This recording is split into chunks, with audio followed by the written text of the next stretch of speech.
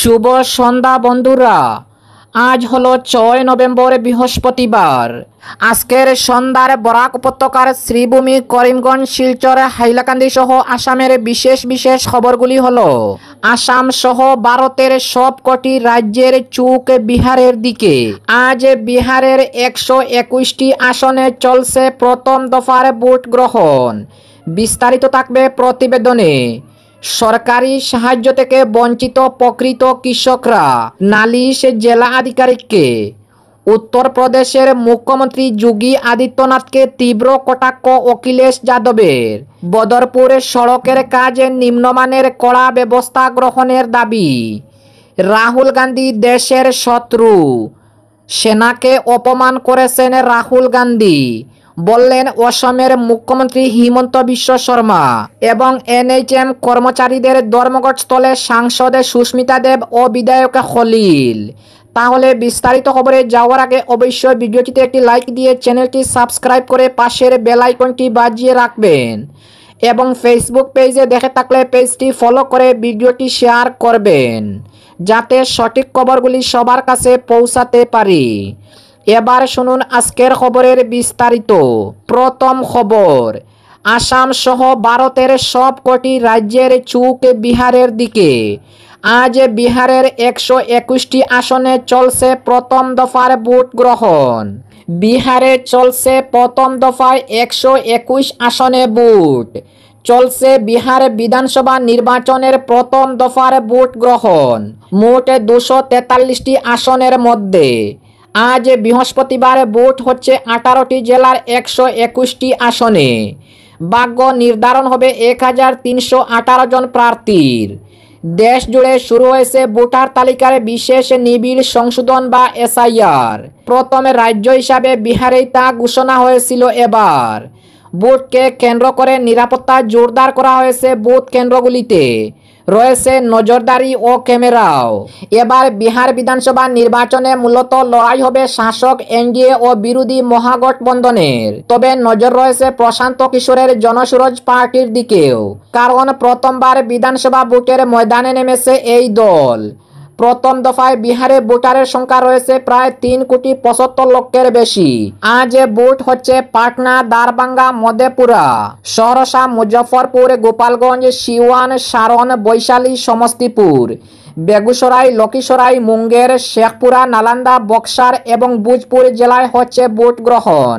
আজ সকাল 7টা থেকে শুরু হয়েছে ভোট গ্রহণ, চলবে সন্ধ্যা 6টা পর্যন্ত। তবে কোনো কোনো কেন্দ্রে বিকেল 5টায় শেষ হবে ভোট গ্রহণ। প্রথম দফায় ভাগ্য নির্ধারণ হবে বেশ কয়েকজন হেভিওয়েট প্রার্থীর, যার মধ্যে রয়েছেন আরজেডি প্রধান লালু প্রসাদ যাদবের কনিষ্ঠ পুত্র তথা বিরোধী জোটের মুখ্যমন্ত্রী পদ প্রার্থী তেজস্বী যাদব। তিনি বিধানসভায় লড়েছেন রঘুপুর কেন্দ্র থেকে। লালু প্রসাদের জ্যেষ্ঠ পুত্র তেজ প্রতাপ নিজের জনশক্তি জনতা দল প্রতিষ্ঠা করে লড়েছেন মহুয়া কেন্দ্রে। বিহারে লালুর দুই পুত্রের লড়াই এবার বেশ চর্চায় রয়েছে। এদিকে বিজেপি প্রার্থী তথা রাজ্যের উপমুখ্যমন্ত্রী সম্রাট চৌধুরী, নীতিশ কুমারের জেডিইউর প্রার্থী শ্রবণ কুমারের ভাগ্য নির্ধারণ হবে আজ। নজরে রয়েছেন গায়িকা মৈথিলী ঠাকুরও। বিহার ভোটের কিছুদিন আগেই বিজেপিতে যোগদান করেন তিনি। মৈথিলী আলীনগর আসন থেকে লড়বেন।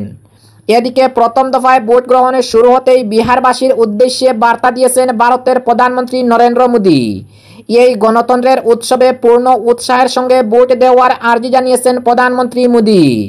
বৃহস্পতিবার অর্থাৎ আজ সকালে এক্স হ্যান্ডেলে ভারতের প্রধানমন্ত্রী লেখেন, গণতন্ত্রের উৎসবে আজ বিহারে প্রথম পর্যায়ের ভোট গ্রহণ হচ্ছে। এই পর্বে সকল ভোটারের কাছে আমার আবেদন, আপনারা পূর্ণ উৎসাহের সঙ্গে ভোট দিন। যারা প্রথমবার ভোট দিচ্ছেন তাদের অভিনন্দন জানিয়ে মোদির বার্তা। মনে রাখবেন, প্রথমে ভোট, তারপর আহার বিশ্রাম, বললেন ভারতের প্রধানমন্ত্রী নরেন্দ্র মোদী। অপরদিকে সরকারি সাহায্য থেকে বঞ্চিত প্রকৃত কৃষকরা, নালিশ জেলা আধিকারিককে। শীঘ্রই কৃষকদের মধ্যে রবি শস্যের বীজ প্রদান করার দাবিতে জেলা কৃষি আধিকারিকের হাতে স্মারকপত্র তুলে দিলেন সারা ভারত কৃষক সভার 2 আঞ্চলিক কমিটির কর্মকর্তারা। তাদের দাবি কৃষকদের মধ্যে সার বন্টন ও সহজ পদ্ধতিতে সার পাওয়ার ব্যবস্থা করতে হবে। গ্রাম সেবকের মাধ্যমে সার্ভে করে প্রকৃত কৃষকদের সার, বীজ ইত্যাদি বন্টন করার দাবিতে মঙ্গলবার শিলচর কাছাড় জেলা কৃষি আধিকারিকের কাছে স্মারকপত্র প্রদান করে কৃষক সভার শালচাপড়া ও তাপাং ব্লকের আঞ্চলিক কমিটির কর্মকর্তারা। কৃষি আধিকারিকের সঙ্গে দেখা করে বর্তমানে কৃষকদের বিভিন্ন সংকটের কথা তুলে ধরেন তারা। ফসল ফলাতে গিয়ে নানা সমস্যার সম্মুখীন হতে হচ্ছে কৃষকদের। সময় মতো বীজ পাচ্ছেন না তারা, সহজ পদ্ধতিতে সার পাচ্ছেন না, বাজার থেকে চড়া দামে সার কিনতে হচ্ছে। কৃষি আধিকারিকের দেওয়া তথ্যমতে গোটা কাছাড় জেলায় 147 জন গ্রাম সেবকের মধ্যে মাত্র 13 জন দিয়ে কাজ চালানো হচ্ছে। অপরদিকে উত্তরপ্রদেশের মুখ্যমন্ত্রী যোগী আদিত্যনাথকে তীব্র কটাক্ষ অখিলেশ যাদবের। বৃহস্পতিবার থেকে বিহারের নির্বাচনের ডাকে কাঠি পড়বে, তার ঠিক আগেই যোগী আদিত্যনাথের দ্বারভাঙ্গায় বিরোধীদের উদ্দেশ্যে কড়া আক্রমণের জবাব। এবার জবাব দিলেন অখিলেশ যাদব। তীব্র কটাক্ষে তিনি বললেন, যদি একদল বাদরের মধ্যে বসে থাকলে যোগীকে আলাদা করে চেনাই যাবে না। সমাজবাদী পার্টির প্রধান বিহারে এসেছিলেন ভোট প্রচারে। সেখানে তাকে বলতে শোনা গেল, বিজেপি এখন গান্ধীজির 3 বাদরের উপমা মনে করাচ্ছে, কারণ ওরা মানুষের মতো গুরুত্বপূর্ণ বিষয় থেকে সরাতে চাইছে। কিন্তু সত্যিটা হলো, উনি যদি বাদরের মধ্যে বসে থাকেন তাহলে আমি বা আপনি কেউই আলাদা করে চিনতে পারবো না। অখিলেশ সরাসরি যোগীর নাম না করলেও তিনি যে উত্তরপ্রদেশের মুখ্যমন্ত্রীর উদ্দেশ্যে একথা বলেছেন তা স্পষ্ট। কেননা গত সোমবার জনসভায় যোগী গান্ধীর 3 বাদরের উপমা টেনে আক্রমণ করেন বিরোধীদের। কেননা গত সোমবার জনসভায় যোগী গান্ধীর 3 বাদরের উপমা টেনে আক্রমণ করেন বিরোধীদের। দ্বারভাঙ্গা জেলার কেওটিতে জনসভা করেন যোগী আদিত্যনাথ। সেখানেই বিজেপি প্রার্থী মুরারি মোহন ঝাকে সমর্থন জানানোর সময় বিরোধীদের উদ্দেশ্যে ব্যঙ্গ করে তাকে বলতে শোনা যায়, দই জুটে পাপ্পু, টাপ্পু, আপ্পু নামে 3 বাদর রয়েছে। তারা সত্য বলতে পারে না, সত্য দেখতে পায় না এবং সত্য শুনতে পায় না।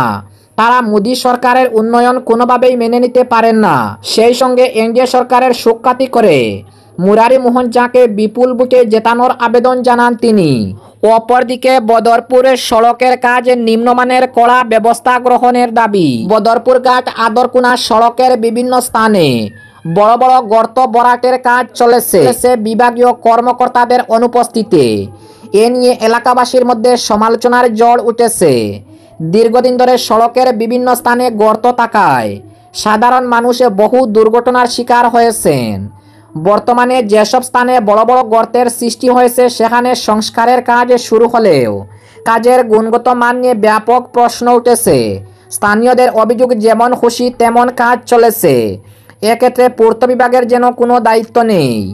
উল্লেখ্য, গত 4 বছর ধরে বদরপুর আদরকুনা সড়কের পাকাকরণ কাজ চলেছিল।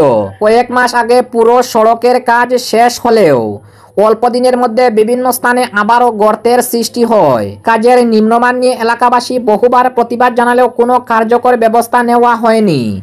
জনগণের দাবি, ঠিকাদার ও বিভাগীয় কর্তৃপক্ষের ইচ্ছামতো কাজের ফলে সড়ক জুড়ে পুকুর সম গর্তের সৃষ্টি হয়েছে। নির্বাচিত জনপ্রতিনিধিরাও এ বিষয়ে কোনো পদক্ষেপ নেননি বলে ক্ষোভ প্রকাশ করেছেন স্থানীয়রা।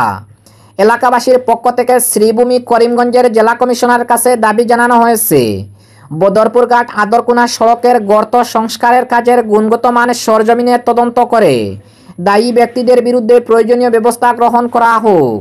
অপরদিকে রাহুল গান্ধী দেশের শত্রু, সেনাকে অপমান করেছেন রাহুল গান্ধী, বললেন অসমের মুখ্যমন্ত্রী হিমন্ত বিশ্ব শর্মা। ভারতীয় সেনার সম্পর্কে নেতিবাচক মন্তব্য করায় ফের তোপের মুখে লোকসভার বিরোধী দলনেতা তথা সুনিয়াতনয় রাহুল গান্ধী। কেন্দ্রীয় প্রতিরক্ষা মন্ত্রী তো বটেই, রাহুলকে ছেড়ে কথা বলেননি অসমের মুখ্যমন্ত্রী হিমন্ত বিশ্ব শর্মাও। 10% উচ্চ বর্ণের মানুষ ভারতীয় সেনাকে নিয়ন্ত্রণ করেছেন। এই মন্তব্যের জন্য রাহুলকে দেশের শত্রু হিসাবে আখ্যা দিয়েছেন অসমের মুখ্যমন্ত্রী হিমন্ত। বুধবার বিহারের পশ্চিম চম্পারণ জেলার রামনগর কেন্দ্রে বিজেপি প্রার্থী নন্দকিশোর রামের হয়ে প্রচারের ফাঁকে সংবাদ মাধ্যমের মুখোমুখি হয়ে মুখ্যমন্ত্রী হিমন্ত বিশ্ব শর্মা বলেন, বিচার ব্যবস্থা এবং ভারতীয় সেনাকে দুর্বল করার উদ্দেশ্যেই দেশের শত্রুরা রাহুল গান্ধীকে নিয়োগ করেছেন। এর আগেও সেনাবাহিনীর বিরুদ্ধে মন্তব্য করেছেন রাহুল গান্ধী। এবার 10% উচ্চবর্ণের মানুষ ভারতীয় সেনাকে নিয়ন্ত্রণ করেছেন। এই মন্তব্যে দেশদ্রোহিতার কাজ করেছেন লোকসভার বিরোধী দলনেতা রাহুল। দেশের জন্য লড়াই করে সেনা জওয়ানদের মধ্যে যারা শহীদ হয়েছেন তাদেরও অপমান করেছেন তিনি, বললেন অসমের মুখ্যমন্ত্রী হিমন্ত বিশ্ব শর্মা। এবং আজকের শেষ খবরটি, এনএইচএম কর্মচারীদের ধর্মঘটস্থলে সাংসদ সুস্মিতা দেব ও বিধায়ক খলিল। টানা 3 দিন এনএইচএম কর্মচারীদের ধর্মঘট পালনের ফলে সারা রাজ্যের সঙ্গে শিলচর কাছাড় জেলায়ও স্বাস্থ্য পরিষেবা বিপর্যস্ত হয়ে পড়ে। তবুও সরকারের তরফ থেকে ইতিবাচক সাড়া মেলেনি। রাজ্যে প্রায় 22,000 এনএইচএম কর্মচারী রয়েছেন। গত মঙ্গলবার সন্ধ্যায় কেন্দ্রীয় সংগঠন কর্মকর্তারা মিশনের সঞ্চালকের সঙ্গে আলোচনায় বসলেও সন্তোষজনক কোনো ফলাফল বের হয়নি। তাই পূর্বঘোষিত ধারাবাহিক কর্মসূচি অনুযায়ী বুধবার অবস্থান ধর্মঘট পালন করা হয় এবং আগামী 12 নভেম্বর পর্যন্ত নো রিপোর্টিং ধর্মঘট চলবে। বুধবার জেলার সিভিল হাসপাতালে 3 দিনের ধর্মঘট শেষে কেন্দ্রীয় কমিটির গৃহীত সিদ্ধান্ত অবগত করান জেলা কর্মকর্তারা।